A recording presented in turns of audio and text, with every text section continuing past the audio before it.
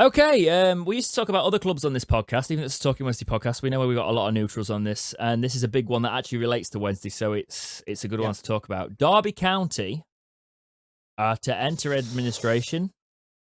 This is from the club's website. Quote, Derby County Football Club today announced that the club, the ultimate holding company of the group, and all of the subsidiary companies have filed notices of intentions to appoint administrators.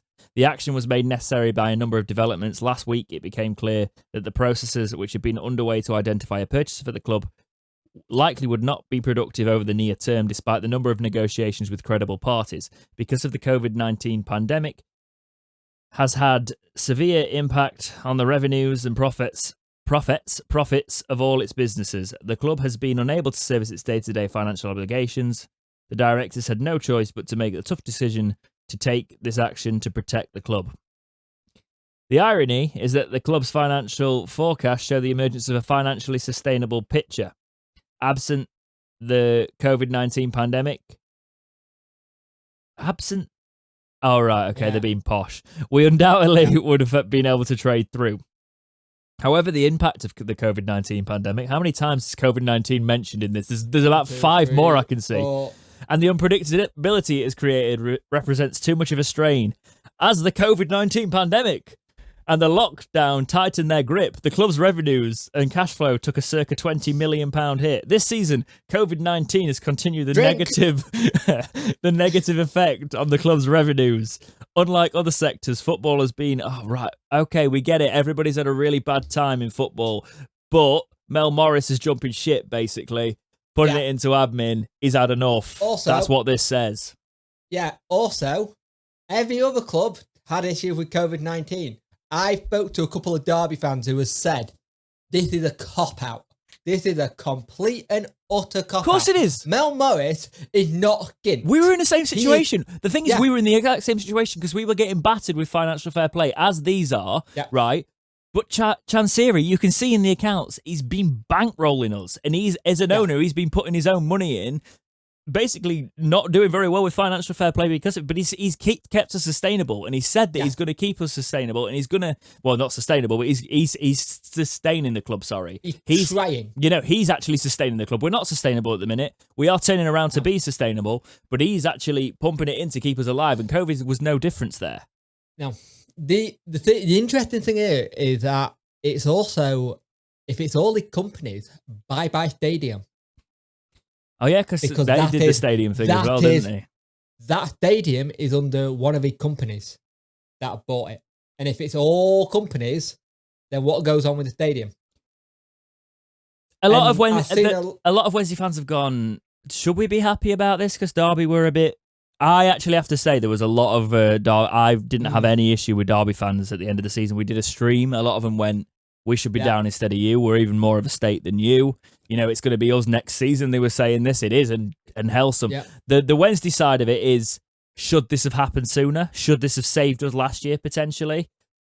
Never celebrate another club's misery. No, that's what I'd say as well. I would say that it should have happened last season with the FFP because it was just the delay process that made it come to light this season. But this is the EFL though. The EFL are not very good at this side of the game because they move the goalposts a lot and change it up, or they delay and to get things right. Like the wording when it came out when they were talking about their 9-point deductions, like the EFL and Derby has agreed, like. Nobody else agreed. Yeah. We just got given it. Exactly. And no, that was what I found really, really weird. And then people coming to Derby's defence that the Super League can happen, right? But Derby County are being financially ruined. I'm like, right, have you been watching Derby County? Because even their fans have gone, we've been taking the mick a little bit here, mate. Yeah. Especially with the Wayne Rooney stuff, right? That was all. It was already terrible. If you're bringing in administrators in, the first person who's going to go is Wayne Rooney. Yeah. Because they're going to go, your wage is too high, bye. And the problem is, they haven't got a Wigan situation where Wigan had players to sell.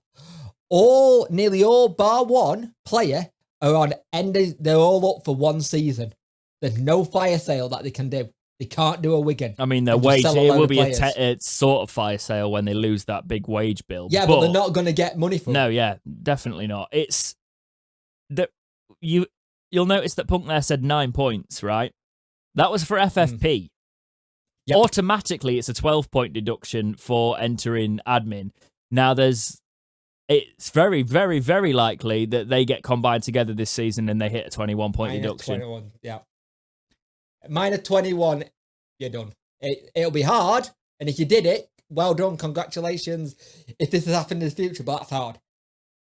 That's a hard thing. The EFL relegated us last season. They did. Yep. But they are burying Derby. Which, to be honest, I'm sorry. Like, they have... It's not the fans. It's not the fans. It's not the fans. No. But Derby have been the worst at it. And their fans knew it. And I felt for them because they were going... Yep. We're an absolute mess. A lot of their fan base had just been waiting.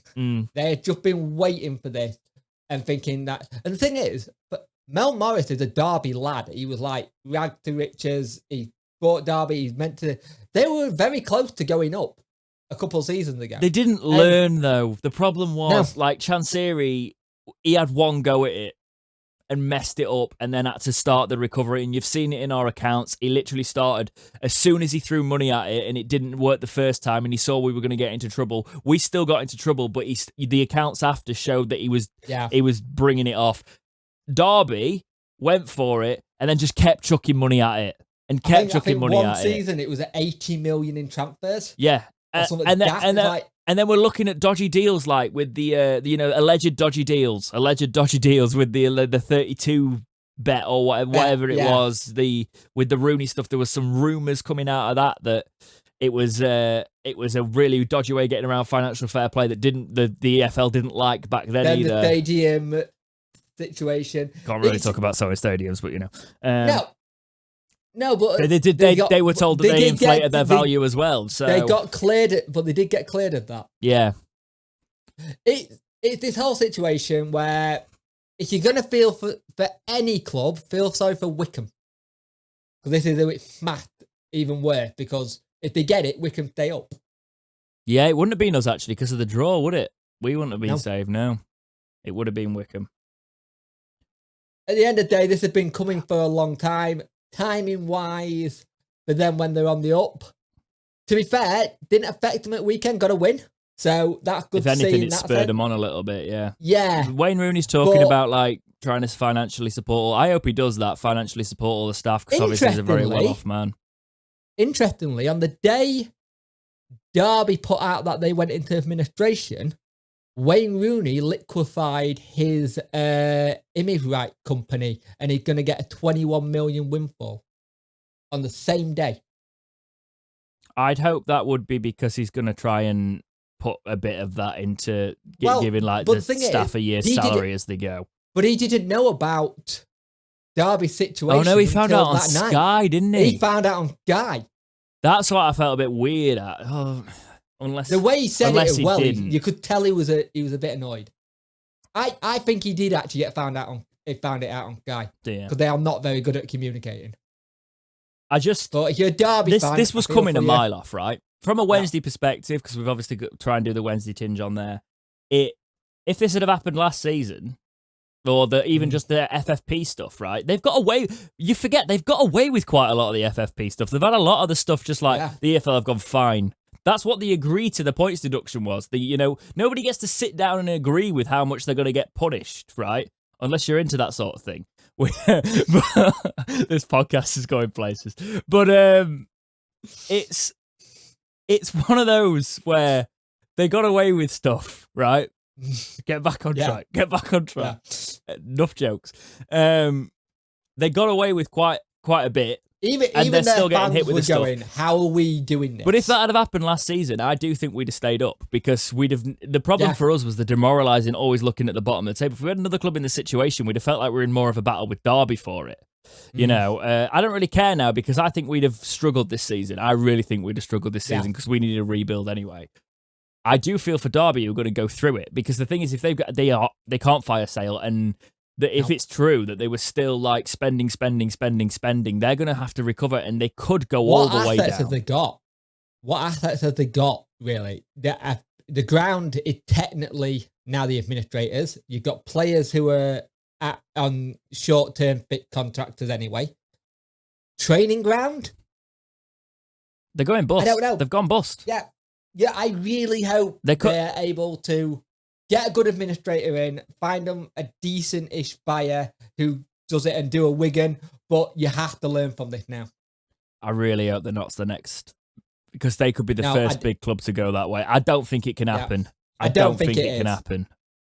I think there's enough there to save, but it's always been interesting when the Derby situation, because it's always been, oh, we want to buy a club. Why can't we look at your books? Mm-hmm.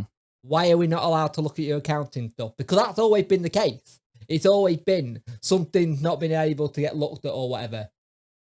For the fans, I feel for you, but to blame it all on COVID is a joke. Yeah, that was ridiculous. Every club went through it. You're still minted. You just don't want to put any more money into a football club. They hire the big name managers, though. The managers that do the thing. They never stop spending, and I don't feel from them from a board level, because they were stupid. But the fans, I feel eternally sorry for, because they're the ones that suffer.